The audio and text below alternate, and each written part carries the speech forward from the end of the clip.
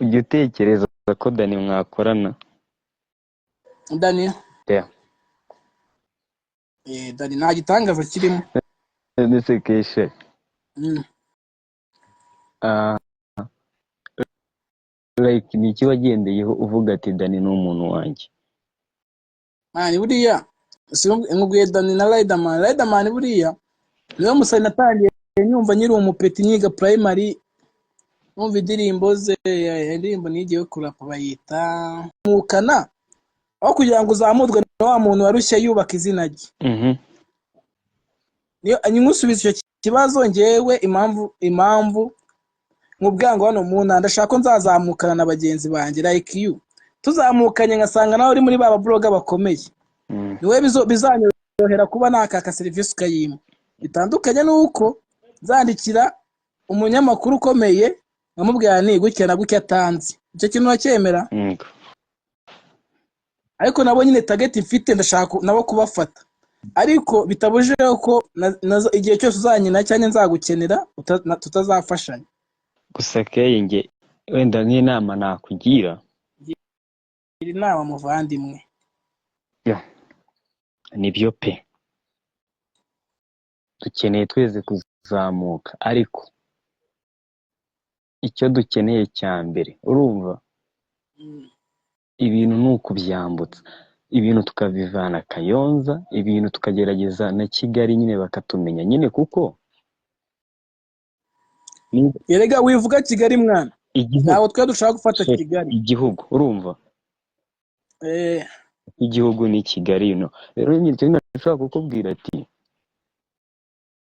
nituguma ino centre ya Kayonza twikorera imiziki tukayiyumvana, urumva tuzigera tunagera ku rwego rwo hejuru. Nicyo navugaga ati tugerageze music nyine, tugerageze tuyipushinge, kandi gahunda yitwa bizaza. urugero rwa hafi, yego, uwo musoni ngo nirama nawe ni wa Kayonza. yego, ni kigaragara cyo ko umuziki wa Kayonza watangiye gutera imbere. Rama naduha igitekerezo, yayumvishe cyane, naduha agatekerezo muri comment. Ikibazo ngira abasani benshi iyo bavuye inama bakagera mu mujyi bahita bahinduka abantu bo handi, ntago bakitwa Kayonza. Uzumva interview y'umuntu navuze, uramuzi? Niyo wamuvuga. Oya ntago nashanga kuvuga abantu. Azakubwira akabi Kigali kandi akayonza, muzanahura yihisha.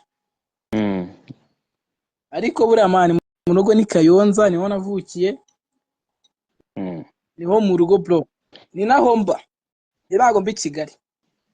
Ariko kwa kafatira hiti uba ukeneye biragoye, niko kuri. Baravuga ngo nta muhanuzi wabo. Yego. Ariko isaha nigera izina Keshari muzaryandika ku byapa. Keshari. Ange turimo gusoza, nshaka kukubwira ngo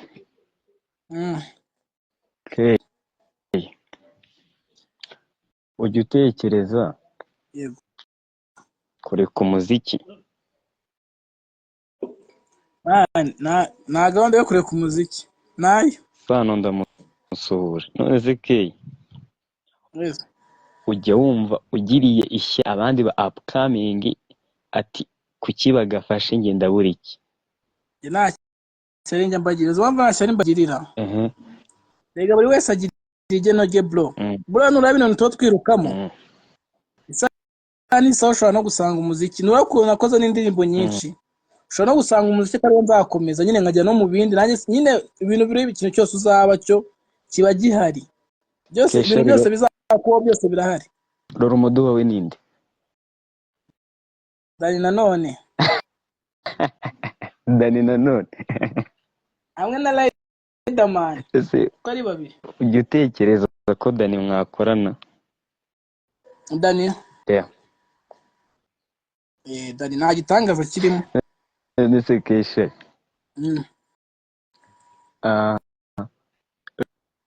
like ni iki wagendeyeho uvuga ati Dani ni umuntu wanjye?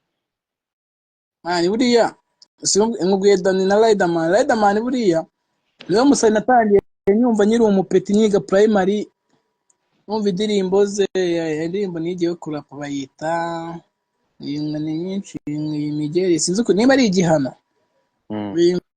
ingumi nyinshi mwiye gukubitwa, ariko nyuma y'ibyo byose mabwa imbabazi, sinzi niba uyizi. kuko kubaho no gufite nibihaya.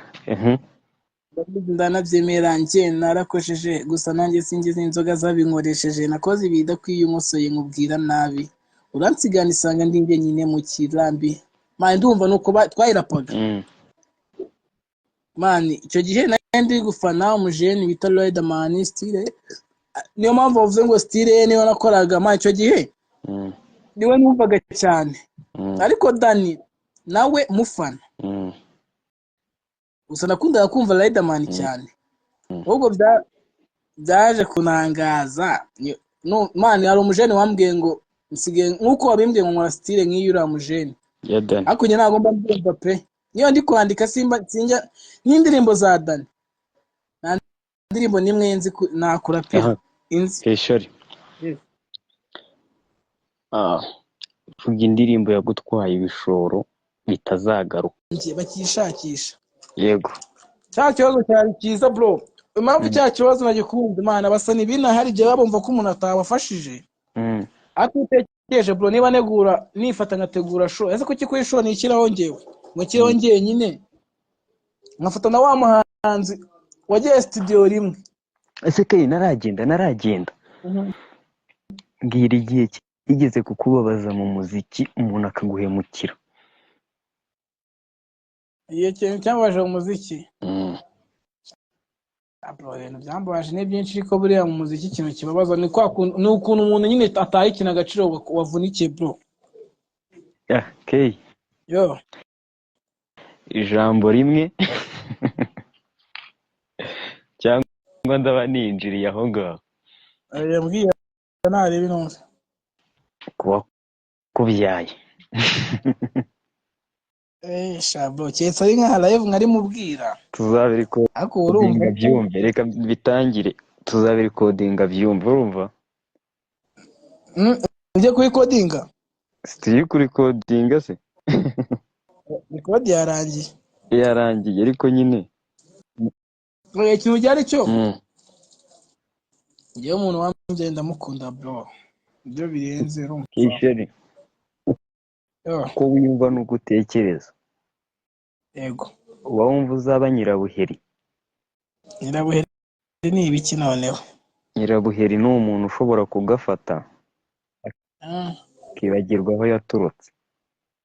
Ase ngero nanabigusubije kare nakubwiye niba nshobora kuba nategura show ngashyira abahanzi bose n'umuhanzi ukijya muri studio bwa mbere mukamubonera kuri stage tamutaye mumuzi,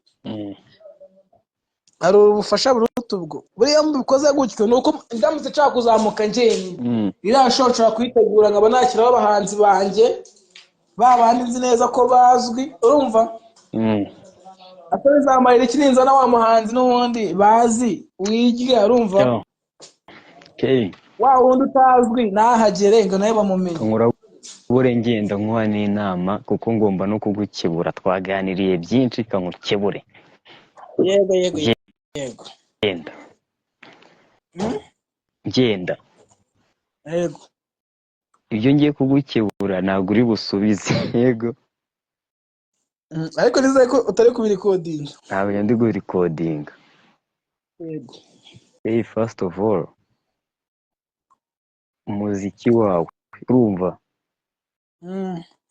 ugomba kuwambutsa ukawuvana Kayonza ke.